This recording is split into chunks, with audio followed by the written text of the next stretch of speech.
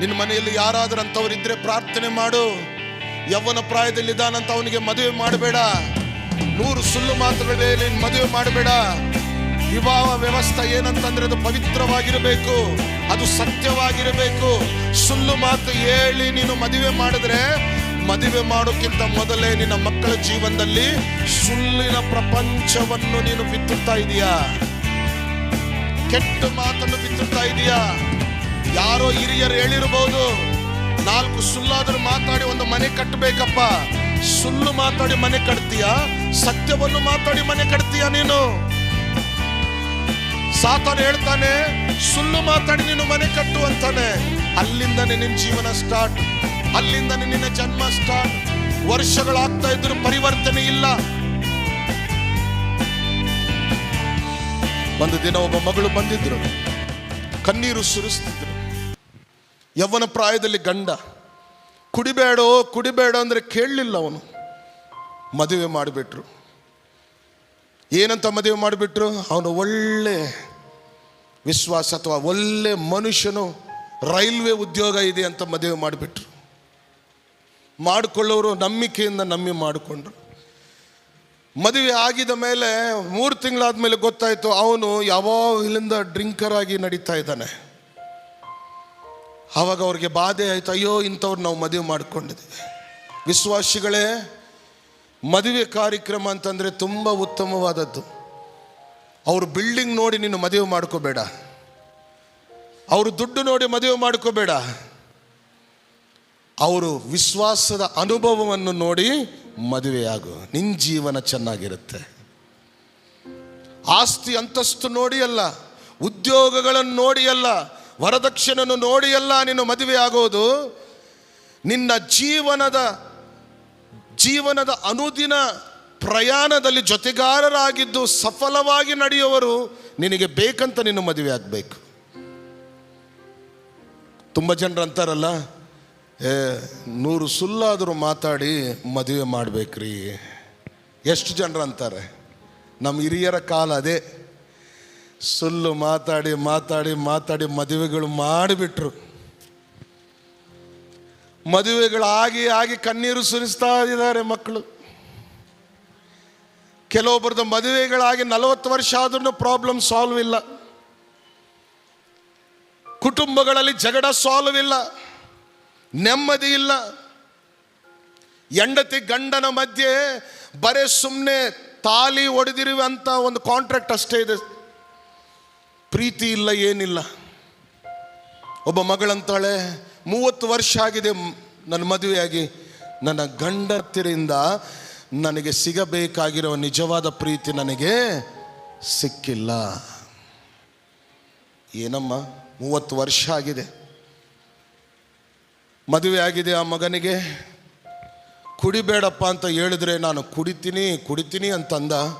ಒಂದಿನ ಹೋಗಿ ಆಕ್ಸಿಡೆಂಟ್ ಮಾಡ್ಕೊಂಡ್ಬಿಟ್ರೆ, ನಮ್ಮ ಬೆಳಗಾವಿಯಲ್ಲಿ KL ಹಾಸ್ಪಿಟ್ಲ್ ಇದೆಯಲ್ಲ, ನಿಮಗೆ ಗೊತ್ತಿದೆ, ಅದರಲ್ಲಿ ಅಡ್ಮಿಟ್ ಮಾಡಿಬಿಟ್ರೆ ಬ್ರೈನ್ ಡ್ಯಾಮೇಜ್ ಆಗಿದೆ. ಅವನು ಉಲಿಯಲ್ಲ. 7 ಡೇಸ್ ಟೈಮ್ ಕೊಟ್ಟರು. ಎಷ್ಟು ದಿನ? 7 ದಿನ ಟೈಮ್ ಕೊಟ್ಟರು. 7 ದಿನ ಟೈಮ್ ಕೊಟ್ಟರೆ ಅವಳು ಹೋಗುವ ಸ್ಥಳಕ್ಕೆ ಹೋಗ್ಬಿಟ್ರು. ಎಲ್ಲೆಲ್ಲಿ ಹೋಗ್ಬೇಕೆಲ್ಲ. ಕೆಲವೊಬ್ರು ಅಂದ್ರಮ್ಮ ನೀನು ಅಲ್ಲಿ ಹೋಗು, ಅವನು ಒಂದು ದಾಗ ಕಟ್ತಾನೆ, ಅದು ತಂದು ಕಟ್ಟಮ್ಮ, ಏನಾಗಲ್ಲ. ಪಾಪ ಒಬ್ಬರು ಹೇಳಿದ್ರಂತ, ಒಬ್ಬ ಬಾಬಾ ಕಡೆ ಹೋಗಿದ್ರು ಅವರು.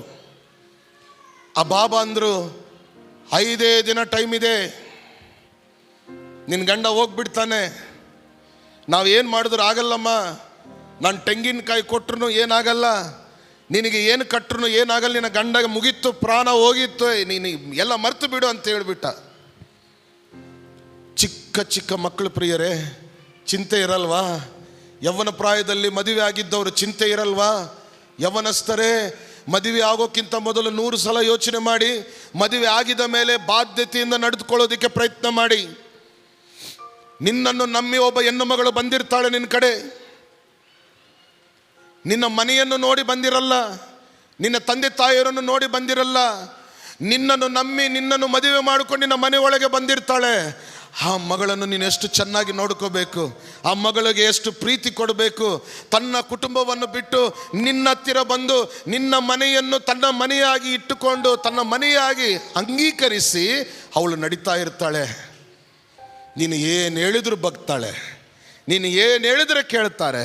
ಅಂಥ ಹೆಣ್ಮಕ್ಳು ನಿನ್ನ ಹತ್ತಿರ ಇದ್ದರೆ ಎಷ್ಟು ಚೆನ್ನಾಗಿ ನೋಡ್ಕೋಬೇಕು, ಪ್ರೀತಿಯಿಂದ ನೋಡ್ಕೋಬೇಕು. ಆ ಮಗಳು ಅಳ್ತಾ ಇದ್ದಾಳೆ. She crying, why it is happen to me, ನನಗೆ ಯಾಕೆ ಆಗಿದೆ ಈ ಗತಿ. Crying on every day. ಅವಳ ಕೂಗನ್ನು ಕೇಳುವವರು ಯಾರೂ ಇಲ್ಲ. ಒಂದು ದಿನ ಸಭೆಗೆ ಬರ್ತಾ ಇರೋ ಒಬ್ಬ ಮಗಳು ಭೇಟಾಗಿದ್ಲು. ಅಮ್ಮ ನೀವು ಎಲ್ಲಿ ಹೋಗ್ತಾ ಇದ್ರಂತ ಕೇಳಿದ್ರಂತೆ ಅವರು. ನಾನು ಪ್ರಾರ್ಥನೆಗೆ ಹೋಗ್ತಾ ಇದ್ದೀನಿ. ನಾನು ಬರಲ್ಲ ಅಂತ ಬಂದುಬಿಟ್ಲು. ಆವಾಗ ಸಭೆದವಳು ಏನು ಹೇಳಿದ್ಲು ಗೊತ್ತಾ? ಧೈರ್ಯವು ಕೊಟ್ಟಿದ್ದಾಳೆ. ನೀನು ದೇವರ ಮೇಲೆ ನಂಬಿಕೆ ಇಡಮ್ಮ, ದೇವರು ನಿನ್ನ ಕಾರ್ಯವನ್ನು ಸಫಲವೂ ಮಾಡ್ತಾನೆ. ಬಾ ಸಭೆಗೆ ಹೋಗೋಣ ಬಾ. ಎಷ್ಟು ಜನ ಇದ್ದೀರಾ ಈ ಥರ ಕರ್ಕೊಂಡು ಬರೋರು? ನೀವು ಎಷ್ಟು ಜನ ಇದ್ದೀರಾ ನೀವು ಸಭೆಗೆ ಕರ್ಕೊಂಡು ಬರೋರು? ತಪ್ಪಿ ಹೋಗಿದ್ದವರು, ಪಾಪದಲ್ಲಿದ್ದವರು, ದುಃಖದಲ್ಲಿ ಇದ್ದವರನ್ನು ಕಂಡಿಡಿದು ದೇವರ ಆಲಯಕ್ಕೆ ನಡೆಸೋರು ಕೇವಲ ಪಾಸ್ಟರ್ಸ್ ಅಷ್ಟೇನಾ? ಸಭಾಪಾಲಕರಷ್ಟೇನಾ? ಯವನ ಪ್ರಾಯದಲ್ಲಿರುವ ಸೇವೆ ಮಾಡೋರಷ್ಟೇನಾ? ದೇವರ ಸೇವಕರು ಮಾತ್ರನೇ ಅದು ಕೆಲಸನಾ? ನಿಮ್ಮ ಕೆಲಸ ಇಲ್ವಾ? ನಿಮ್ಮ ಪಕ್ಕದ ಮನೆಯಲ್ಲಿ ಕಣ್ಣೀರು ಸುರಿಸ್ತಾ ಇದ್ರೆ ನೋಡ್ಕೊಂತ ಕೂತ್ಕೊಳ್ತೀಯ ನೀನು? ಅವನು ನಾಶ ಆಗಿ ಹೋಗಲಿ ಅಂತ ಎದುರು ನೋಡ್ತಾ ಇರ್ತೀಯ ನೀನು? ಏನಾಗಿದೆ ಅವನ ಜೀವನದಲ್ಲಿ ಅಂತ ಕೇಳಲಿಕ್ಕೆ ಇಷ್ಟಪಡ್ತೀಯ ನೀನು? ಆದರೆ ಅವನು ಮನೆಗೆ ಹೋಗಿ ಆ ಸಮಸ್ಯೆಯನ್ನು ದೂರ ಮಾಡೋಣಂತ ಚಿಂತನೆ ಯೇಸು ಕ್ರಿಸ್ತನನ್ನು ನಂಬಿದ ಮಕ್ಕಳಾಗಿರೋ ನಮಗಿಲ್ವಲ್ಲ. ಯಾವಾಗ ಬರುತ್ತೆ ಆ ಚಿಂತನೆ? ಬನ್ನಿ, ದೇವರು ಕರೆದಿದ್ದಾನೆ. ಈ ಲೆಂಟನ್ ಡೇಸ್ ಯಾಕೆ ಮಾಡ್ತಾ ಇದ್ದಾರೋ ನಿಮ್ಗೆ ಗೊತ್ತಿಲ್ಲ, ಯಾರು ಮಾಡಿಸ್ತಾ ಇದ್ದಾರೋ ನಮಗೆ ಗೊತ್ತಿಲ್ಲ. ನಿಜವಾದ ಲೆಂಟನ್ ಡೇಸ್ ಹೇಗೆ ಮಾಡಬೇಕು ದೇವರು ತೋರಿಸ್ತಾ ಇದ್ದಾನೆ. ಬರ್ರಿ, ಹಲ್ಲೆಲೂಯಾ, ಆಮೆನ್. ಆ ಮಗಳು ಬಂದಿದ್ದರು.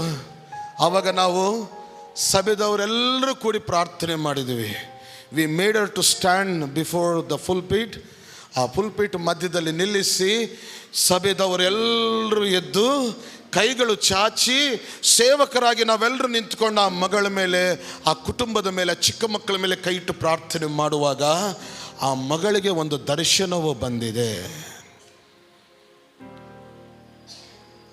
ಅವಳಿಗೆ ಯಾವಾಗಲೂ ಅಂಥ ಎಕ್ಸ್ಪೀರಿಯನ್ಸ್ ಆಗಿಲ್ಲ, ಅನುಭವ ಇಲ್ಲ.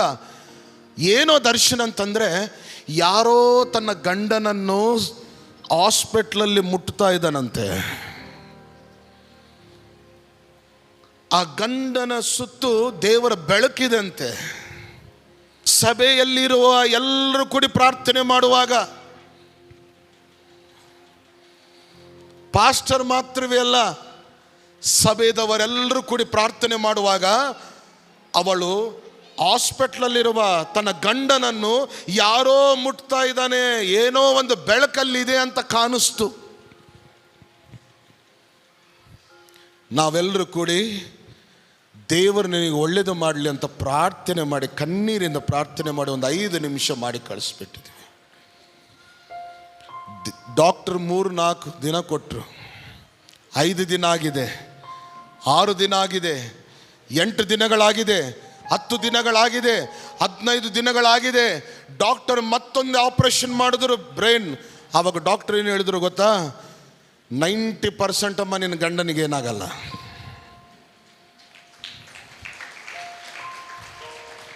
ಸಂತೋಷವಾಗಿರು, ಸಂತೋಷವಾಗಿರು. ಆ ಮಗಳು ಓಡ್ಕೋಂತ ಬಂದರು ಮತ್ತು ಸಭೆಗೆ. ಬ್ರದರ್, ನಾನು ಆ ದಿನ ಹೇಳಲಿಲ್ಲ ಸರ್, ಇವಾಗ ಪ್ರಾರ್ಥನೆ ಮಾಡುವಾಗ ಇಂಥ ಒಂದು ದರ್ಶನವನ್ನು ನಾನು ನೋಡಿದ್ದೆ. ಆ ದಿನ ನಾನು ಕೇಳಲಿಲ್ಲ ನಿಮಗೆ, ನಾನು ಅದನ್ನು ತಿಳ್ಕೋಬೇಕಂತ ನನಗೆ ಯೋಚನೆ ಇದ್ದಿಲ್ಲ. ಆ ದಿನ ಬಂದು ಆ ಮಗಳು ತನ್ನ ಕಣ್ಣೀರಿಂದ ಸಂತೋಷವನ್ನು ವ್ಯಕ್ತಪಡಿಸಿದ್ರು.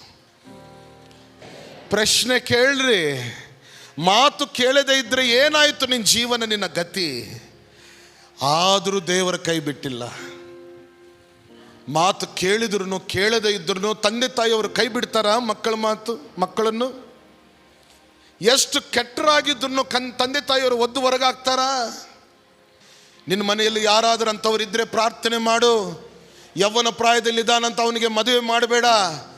100 ಸುಳ್ಳು ಮಾತುಗಳೇ ಮದುವೆ ಮಾಡಬೇಡ. ವಿವಾಹ ವ್ಯವಸ್ಥೆ ಏನಂತಂದರೆ ಅದು ಪವಿತ್ರವಾಗಿರಬೇಕು, ಅದು ಸತ್ಯವಾಗಿರಬೇಕು. ಸುಳ್ಳು ಮಾತು ಹೇಳಿ ನೀನು ಮದುವೆ ಮಾಡಿದ್ರೆ, ಮದುವೆ ಮಾಡೋಕ್ಕಿಂತ ಮೊದಲೇ ನಿನ್ನ ಮಕ್ಕಳ ಜೀವನದಲ್ಲಿ ಸುಳ್ಳಿನ ಪ್ರಪಂಚವನ್ನು ನೀನು ಬಿತ್ತುತ್ತಾ ಇದೀಯಾ. ಕೆಟ್ಟ ಮಾತನ್ನು ಬಿತ್ತುತ್ತಾ ಇದೀಯಾ.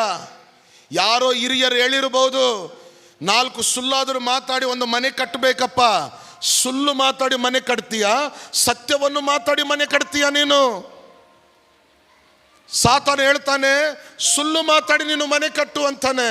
ಅಲ್ಲಿಂದನೇ ನಿನ್ನ ಜೀವನ ಸ್ಟಾರ್ಟ್, ಅಲ್ಲಿಂದನೇ ನಿನ್ನ ಜನ್ಮ ಸ್ಟಾರ್ಟ್.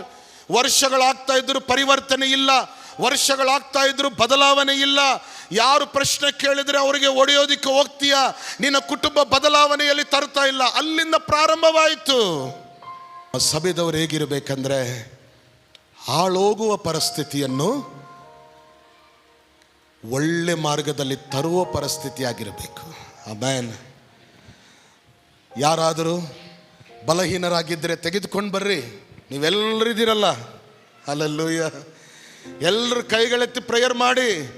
ಅದ್ಭುತ ಯಾಕೆ ಆಗಲ್ಲ ನೀವು ನೋಡ್ತೀರಾ ನಿಮ್ಮ ಕಣ್ಮುಂದೆ. ನಿನ್ನ ಮನೆಯಲ್ಲಿ ಸಮಸ್ಯೆ ಇದೆಯಲ್ಲ, ಸಭೆಯಲ್ಲಿ ಹೇಳ್ಕೊಳ್ಳೋಕ್ಕೆ ನಿನಗಿಷ್ಟ ಇಲ್ಲ, ನಾಚಿಕೆ. ಅಯ್ಯೋ, ನನ್ನ ಬದುಕು ಬಗ್ಗೆ ಸಭೆಯಲ್ಲಿದ್ದವರಿಗೆ ಗೊತ್ತಾದರೆ ಎಲ್ಲಿ ನಮ್ಮ ಮರೆಯೋದು ಹೋಗುತ್ತೆ ಅಂತ. ಅದಕ್ಕಿಂತ ದೊಡ್ಡ ಬಾಧೆ ಯಾವುದು ಗೊತ್ತಾ? ಪಾಸ್ಟರ್ಗೆ ಗೊತ್ತಾಗಬಾರ್ದು, ದೇವರ ಸೇವಕರಿಗೆ ಗೊತ್ತಾಗಬಾರ್ದು. ಇದು ದೊಡ್ಡ ಬಾಧೆ. ಆಲ್ರೆಡಿ ಮನೆ ಪಕ್ಕದಲ್ಲಿ ಗೊತ್ತಿರುತ್ತೆ, ಆಲ್ರೆಡಿ ಸಮಾಜದಲ್ಲಿ ಗೊತ್ತಿರುತ್ತೆ, ಫ್ರೆಂಡ್ಸ್ ಸರ್ಕಲಲ್ಲಿ ಗೊತ್ತಿರುತ್ತೆ, ಬಂಧು ಬಳಗದವರ ಮಧ್ಯದಲ್ಲಿ ಗೊತ್ತಿರುತ್ತೆ. ಆದರೆ ಸಭೆದವರು ಗೊತ್ತಿದ್ರೆ ಇವರಿಗೆ ಕೋಪ. ಸಭೆಯಲ್ಲಿ ಸೇವಕರಿಗೆ ಗೊತ್ತಿದ್ರೆ ಕೋಪ. ಸಭೆಗೆ ಬರಲ್ಲ, ಪ್ರಾರ್ಥನೆಗೆ ಬರಲ್ಲ, ಅವ್ರು ಕೇಳಿದಕ್ಕೆ ಏನು ಉತ್ತರ ಬರಲ್ಲ. ಆದರೆ ಲೋಕ ಎಲ್ಲ ಗೊತ್ತಿದ್ದು ಮುಖದ ಮೇಲೆ ಉಗುಳಿದ್ರೂ ನಡೀತದೆ. ದೇವರ ಆಲಯದಲ್ಲಿ ಹೇಳ್ಕೊಳ್ಳೋಕ್ಕೆ ನಾಚಿಕೆ. ಏನಂತಾರೋ ಏನೋ ಅಂತ ಭಯ. ನಾಚಿಕೆ ಪಡಬೇಡಮ್ಮ. ಇದು ಒಂದು ದೊಡ್ಡ ಹಾಸ್ಪಿಟ್ಲ್ ಆಗಿದೆ, ಪರಲೋಕದ ಹಾಸ್ಪಿಟ್ಲ್ ಇದು. ಡಾಕ್ಟರ್ ಮುಂದೆ ಹೋದರೆ ನೀನು ನಾಚಿಕೆ ಪಟ್ಟರೆ ನಿನ್ನ ರೋಗ ವಾಸಿ ಆಗಲ್ಲ. ಇದ್ದಿದ್ದು ಹೇಳ್ಕೋಬೇಕಲ್ಲಿ. ಅರ್ಥ ಆಯ್ತಾ? ಅಲ್ಲಿ ಡಾಕ್ಟರ್ ಜೆಂಟ್ಸ್ ಇದ್ದಾರೋ ಲೇಡೀಸ್ ಇದ್ದಾರೋ ಅಲ್ಲ, ಆಪರೇಷನ್ ಮಾಡ್ತಾ ಇದ್ರೆ ಎಲ್ಲ ಬಿಚ್ಚಾಗಬೇಕು ನಾವು. ನೀನು ನಾಚಿಕೆ ಪಟ್ಟರೆ ಆಪರೇಷನ್ ನಡೆಯಲ್ಲಲ್ಲಿ. ದೇವರ ಆಲಯ ಅದಕ್ಕಿಂತ ದೊಡ್ಡ ಹಾಸ್ಪಿಟ್ಲ್ ಆಗಿದೆ. ಇಲ್ಲಿ ನೀನು ಯಾವುದು ಬಚ್ಚಿಡಬೇಡ, ಇಲ್ಲಿ ಯಾವುದು ಮುಚ್ಚಿಡಬೇಡ. ದೇವರ ಸನ್ನಿಧಿಗೆ ನೀನು ಬಂದರೆ ಎಲ್ಲ ತೆರೆದಿಟ್ಟು, ಸ್ವಾಮಿ ನಾನು ಬಂದಿದ್ದೀನಿ, ನನ್ನನ್ನು ನೋಡಿ ನನ್ನನ್ನು ವಾಸಿ ಮಾಡು ಅಂತ ನೀನು ಪ್ರಾರ್ಥನೆ ಮಾಡಬೇಕು. Hallelujah, amen. ಮತ್ತು ನೀವೆಲ್ಲರೂ ಏನು ಮಾಡ್ತೀರಾ? ಯಾರಾದರೂ ಬಂದು ಸಮಸ್ಯೆ ಹೇಳಿದ್ರೆ ಹೊರಗೆ ಹೋಗಿ, ಅವಳು ಇಂಥವಳಂತಮ್ಮ ಇವತ್ತು ಗೊತ್ತಾಯಿತು ಅಂತ ಮೈಕ್ ಹಿಡ್ಕೊಂಡು ಹೇಳಬೇಡ್ರಿ. ನಮ್ಮ ಸಭೆದವರು, ನಮ್ಮ ಸನ್ ಪಾಲ್ಸ್ ಮೆಥಡಿಸ್ಟ್ ಚರ್ಚ್ದವರು ನನ್ನ ಸಮಸ್ಯೆ ಹೇಳ್ಕೊಂಡ್ರೆ ಪ್ರಾರ್ಥನೆ ಮಾಡ್ತಾರೆ ಅಂತ ನಂಬಿಕೆಯಿಂದ ಬಂದಿರ್ತಾರೆ ಅವರು. ಆ ನಂಬಿಕೆಯನ್ನು ಕೆಡಿಸ್ಬೇಡ ನೀನು. ಅವ್ರು ಬಂದು ಏನೋ ಸಮಸ್ಯೆ ಹೇಳ್ಕೊಂಡ್ರೆ ನೀನು ಕೇಳಿ ಪಕ್ಕದವ್ರಿಗೆ ಹೇಳಿ, ಅಂಥವಳಂತ ಅಲ್ಲ, ಅಯ್ಯೋ ಇಷ್ಟು ಆರಾಧನೆ ಮಾಡ್ತಾ ಇದ್ಲು, ಇಂಥ ಕೆಲಸ ನಡೀತಾ ಇದೆ ಅವ್ರ ಮನೆಯಲ್ಲಿ. ಆವಾಗ ನೀನು ಪ್ರಾರ್ಥನೆ ಮಾಡಲ್ಲ. ಊರು ಜನರೆಲ್ಲರಿಗೆ Times of India news paper ಇರುತ್ತೆ ನೋಡಿ, ಆ ಥರ ಕೂಗ್ತಾ ತಿರುಗ್ತಾ ಇರ್ತೀಯ. ನಿನ್ಗೇನು ಕೆಲಸ ಇಲ್ಲಲ್ಲ. ಮನೆಗೆ ಹೋಗಿ, ಹೇ ಅವಳಿಂಥವಳಂತ, ಅವನಿಂಥವನಂತ, ಇವೆಲ್ಲ ನೀನು ಮಾತಾಡ್ತೀಯ. ಬದಲಾವಣೆ ಯಾವಾಗ? ನೀನು ಲೆಂಟನ್ ಡೇಸ್ ಮಾಡ್ತಾ ಇದೀಯಾ, ಉಪವಾಸವಾಗಿರ್ತಾ ಇದೀಯಾ. ನೀನು ಉಪವಾಸವಾಗಿ 40 ದಿನ ಮಾಡ್ತಾ ಇದೀಯಾ. ಮನೆ ತಿರುಗೋ ಕಾರ್ಯಕ್ರಮ ನಿಂತುಕೊಳ್ಳಿಲ್ಲ, ಇನ್ನೊಬ್ಬರ ಬಗ್ಗೆ ಮಾತಾಡೋದು ನಿಂತುಕೊಳ್ಳಿಲ್ಲ, ಇನ್ನೊಬ್ಬರ ಬಗ್ಗೆ ಚರ್ಚೆ ಮಾಡೋದು ನಿಂತುಕೊಳ್ಳಿಲ್ಲ. ಯಾವಾಗ ಬದಲಾವಣೆ? ನಿನ್ನ 40 ದಿನದ ಪ್ರಾರ್ಥನೆ ಪರಲೋಕ ಸನ್ನಿಧಿಗೆ ಸೇರುತ್ತಾ? ಅಂತ ಇದ್ದಾನೆ, ನಿನ್ನ ಕ್ರಿಯೆಗಳಲ್ಲಿ ತಪ್ಪಿದೆ, ಪಾಪವಿದೆ, ಅದಕ್ಕೆ ನಿನ್ನ ಪ್ರಾರ್ಥನೆ ನನ್ನ ಸನ್ನಿಧಿಗೆ ಬರ್ತಾ ಇಲ್ಲ ಅಂತ ಇದ್ದಾನೆ. ನಂಬಿಕೆಯಿಂದ ಸಭೆದವರು ನಿನಗೆ ಹೇಳಿದ್ರೆ ಅದನ್ನು ನಂಬಿಕೆಯಾಗಿ ನೀನು ಪ್ರಾರ್ಥನೆ ಮಾಡಬೇಕು. ಅವ್ರ ಬಗ್ಗೆ ಒಳಸು ಮಾತಾಡಬಾರದು, ಅವ್ರನ್ನ ಇನ್ನೂ ದುಃಖಪಡಿಸಬಾರ್ದು, ಅವ್ರಿಗಿನ್ನೂ ಗಾಯ ಆಗುವಂತೆ ಅವರನ್ನು ಇದು ಮಾಡಬಾರ್ದು. ಒಂದು ವೇಳೆ ತಪ್ಪು ಮಾಡಿ ಅವನು ದೇವರ ಸನ್ನಿಧಿಗೆ ಬಂದರೆ ಅವನನ್ನು ಅಪ್ಪಿಕೊಂಡು ಪ್ರೀತಿ ಮಾಡು. ಪಾಪ ಮಾಡಿ ಯಾರಾದರೂ ಬಂದರೆ ಕಣ್ಣೀರಿಂದ ಅವನಿಗೂ ಭಯ ಇರುತ್ತೆ, ಆದರೂ ಬಂದಿರ್ತಾನೆ ದೇವರ ಆಲಯಕ್ಕೆ, ಅವನ ಕೈ ಹಿಡಿದು ಧೈರ್ಯವು ಕೊಡು. ಆ ರೀತಿಯಾಗಿ ಸಭೆ ಬೇಕು ಇವತ್ತು ನಮಗೆ. ಅಂಥ ಸಭೆಯ ಪರಿವರ್ತನೆ ದೇವರು ಕೇಳ್ತಾ ಇದ್ದಾನೆ. ಮತ್ತು ಪ್ರಶ್ನಿಸ್ಕೊಳ್ಳೋಣ, ನಮ್ಮ ಸಭೆ ಆ ಥರ ಇದೆಯಾ? ಸಭೆಯಲ್ಲಿದ್ದವರು ನಾವು ಆ ಥರ ಇದ್ದೀವ? ಸಭೆಯಲ್ಲಿದ್ದವರು ಆ ಥರ ಕಾಣಿಸಿಕೊಳ್ತಾ ಇದ್ದೀವ ನಾವು? ನಮ್ಮ ನೆರೆಯವರು, ಪಕ್ಕದಲ್ಲಿದ್ದವರು ಎಲ್ಲರೂ ಆ ಥರ ನಾವು ಇದ್ದೀವ ನಾವು? ನಮ್ಮ ಸಭೆಯಲ್ಲಿ ಬಂದಿದ್ದವರಿಗೋಸ್ಕರ ಪ್ರಾರ್ಥನೆ ಮಾಡಿದರೆ ದೇವರ ಅದ್ಭುತ ಕಾರ್ಯವನ್ನು ಮಾಡ್ತಾನಂತ ನಿಮಗೆ ಗೊತ್ತಿದೆಯಾ?